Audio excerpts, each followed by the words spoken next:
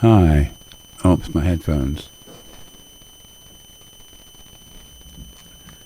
Hi, I was saying, you know who I am if you watch me and my videos, and because I'm so controversial lately about, especially the LSD topic, I researched it further today, and because somebody annoyed me, I mentioned it in the last video I did, in the second half of it, because somebody annoyed me thinking that, believing that that causes schizophrenia, and it does not.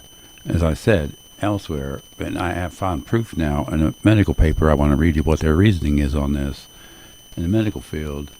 So this will continue to record if I do this. I'm not sure. It cuts off sometimes. Is it still recording? It looks like it. Yeah, it looks like it. Okay, so this is from the journal Nature. It's under news. No link found between psychedelics and psychosis. In large U.S. survey, users of LSD and similar drugs were no more likely to have mental health conditions than other respondents. By Zoe Cormier on March 4th, 2015.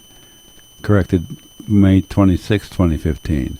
So this is very, I think, factual.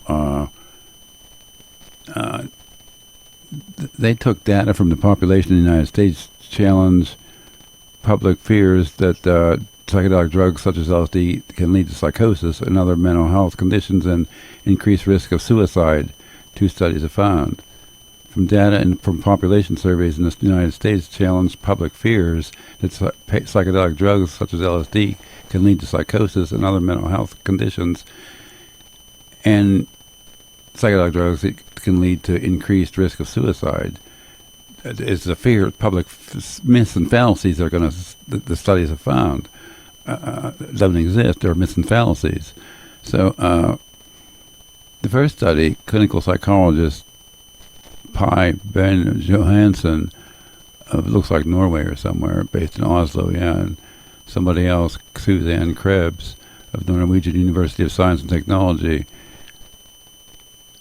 scoured data from the U.S. National Survey on Drug Use and Health, an annual random sample of the general population, and analyzed answers from more than 135,000 people who took part in surveys from 2008 to 2011.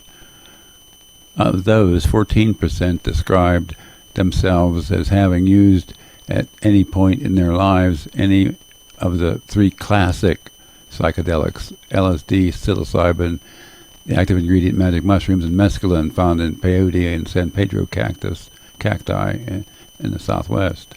The researchers found that individuals in this group were not at increased risk of developing 11 indicators of mental health problems such as schizophrenia, psychosis, depression, anxiety disorders, and suicide attempts. The researchers found that individuals in this group, which group? Of the 14% who said they used these things, those psychedelics, there was not an increased risk of developing mental health problems such as schizophrenia, psychosis, depression, anxiety, and suicide attempts in people who use those drugs. Okay, so they noticed its positive benefit for people who use it, but I don't recommend it unless under medical advice, administration. But clinical, therapy, like in psychotherapy in the 1950s, my mother told me before she passed away, she read Cary Grant's Autobiography, and he attributed his success to his 1950s psychotherapy, LSD psychotherapy they used to do when it was legal, by prescription only. So when it was, but somewhere in here it says the findings are likely to raise eyebrows. Fears that psychedelics can lead to psychosis date to the 1960s, with widespread reports of acid casualties, in quotes, in the mainstream news. But Krebs, one of these researchers, says that because psychotic disorders are relatively prevalent, affecting about 1 in 50 people, I thought, well, there's other psychotic disorders besides schizophrenia, though, correlations can often be mistaken for casualties. Causation, psychedelics are psychologically intense, and many people will blame anything that happens for the rest of their lives on a psychedelic experience. The three substances Johansson and Krebs looked at, LSD, psilocybin, and peyote, looked all act through the brain's serotonin. Oh, this is brain chemistry. We don't want that. Absolutely, people can become addicted to drugs like ketamine or PCP, and the effects can be very destructive. We've restricted our study to the classic psychedelics to clarify the findings, says Johansson. The acid casualty myth. This study assures us that there were not widespread acid casualties in the 1960s, says Charles Grob, a psychiatrist at UCLA, in California. He has long advocated the therapeutic use of psychedelics, such as administering psilocybin to treat anxiety and terminally stage cancer. But he has concerns about Krebs and Johansson's overall conclusions, he says, because individual cases of adverse effects used can and do occur. For example, people may develop hallucinogenic persistent perception disorder, HPPD, a trip that seems never to end, involving incessant distortions in the visual field, shimmering lights and colored dots. I've seen a number of people with these symptoms following a psychedelic experience, and it can be a very serious condition, says Grob. Krebs and Johansson, however, point to studies that have found symptoms of HPPD in people who have never used psychedelics. There's a reference there I'm not going to read here. But the second of the new two studies, and published in the Journal of Psychopharmacology, looked at 190,000 survey respondents from 2008 to 2012. It also found that the classic psychedelics were not associated with adverse mental health outcomes. In addition, it found that people who had used LSD and psilocybin had lower rates of suicide thoughts and attempts. See, that's what I mean. People who want to blame... It's controversial, I know, and it's a Schedule 1 substance, and it can be dangerous. I read it. I know it can cause brief reactive psychosis, which goes away relatively quick or whatever. Overdoses, I read, go away within 72 hours. That's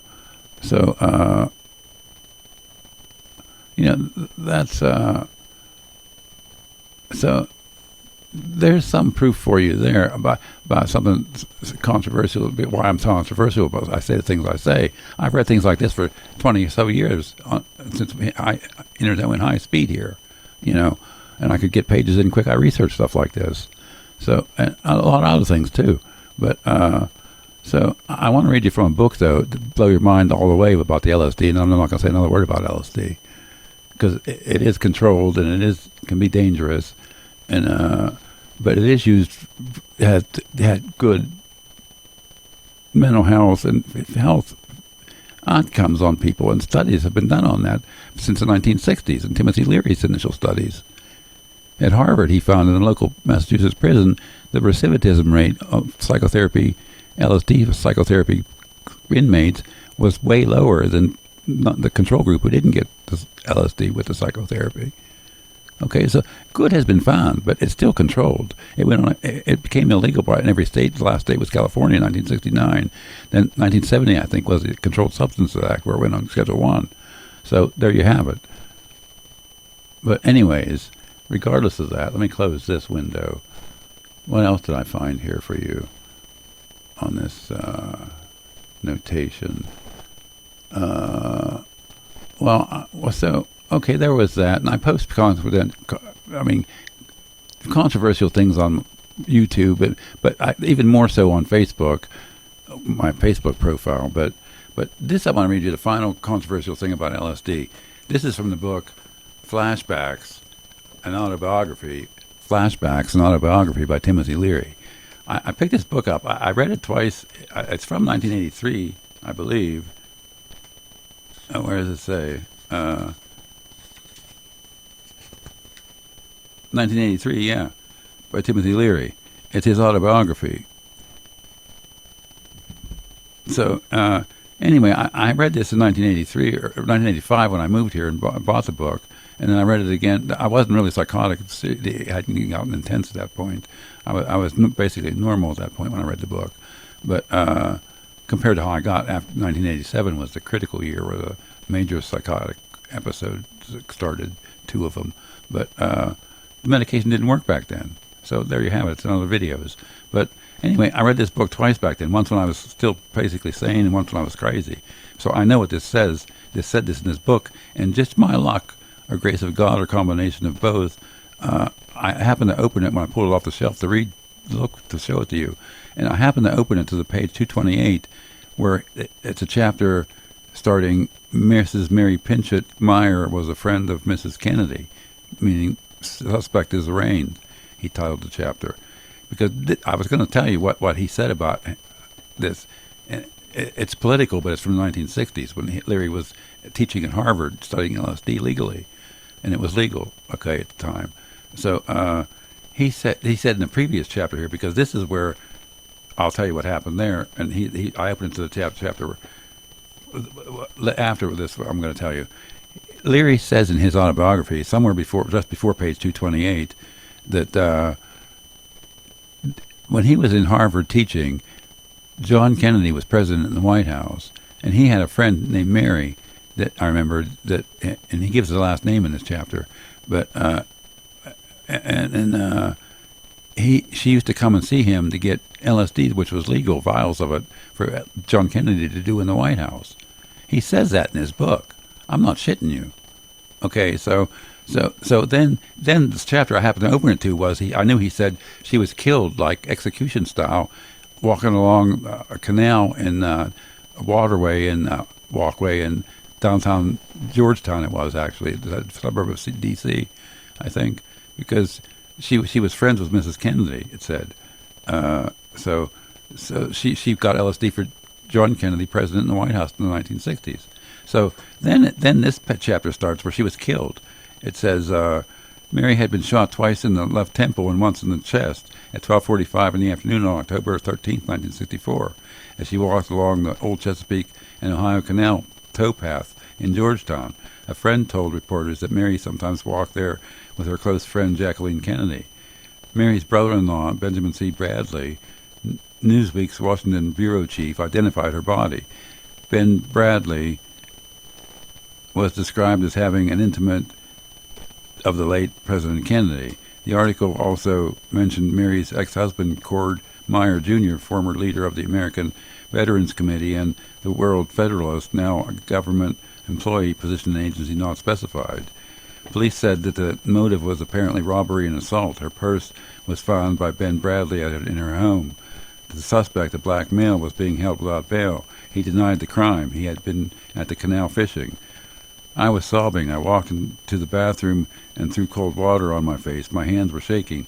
I was stunned to learn Mary had been married to Cord Meyer, my nemesis, which means your downfall, from graduate school days, who now turned out to be a top spook.